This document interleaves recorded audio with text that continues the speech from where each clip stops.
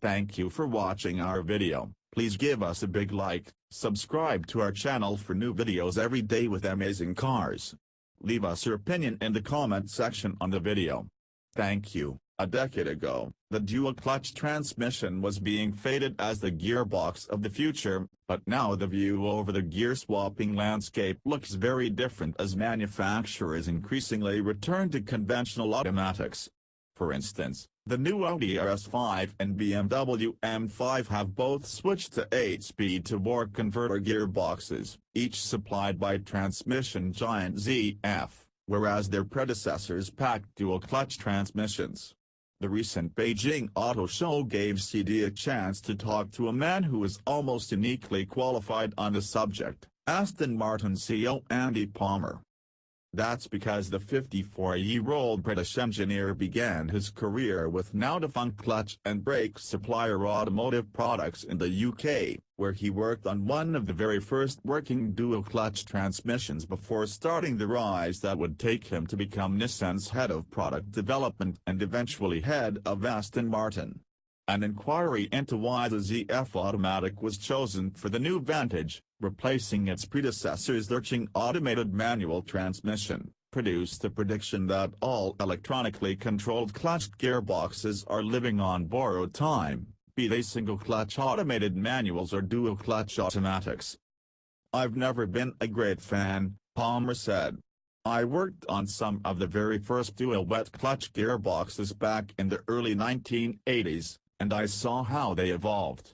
The original idea was, Americans like automatics and Europeans like manuals and the Japanese basically like CVTs, so how do we cut down on the complexity? So there was the question of how to create a gearbox that would work everywhere. The result was, by necessity, a compromise. And not a very good one, according to Palmer. It's an imperfect beast, and somehow or other we've managed to surround it with this idea that it's super quick and that shift shock is good, and it's mythical," he said. "A good conventional automatic gearbox like the ZF is cheaper, which is absurd when you think that the manual gearbox has survived because it is meant to be the less expensive option, but there's so much technology loaded onto a dual-clutch, computer-controlled gearbox, to make it work. It's heavier as well, which is another disadvantage, but the real issue is the gear change itself. It's actually now faster in a planetary automatic, because you can control the torque. That means ultimately your 0 to 60 mph times are quicker with an auto, which takes away all of the marketing puff for the dual clutch."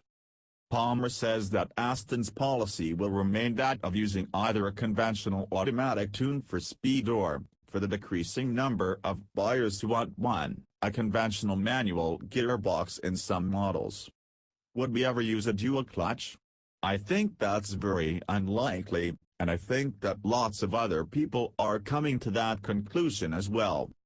The dual clutch still has some parts of the market to itself. McLaren and Ferrari exclusively use such transmissions, while Lamborghini uses one in the Huracan, and an automated manual in its Aventador flagship.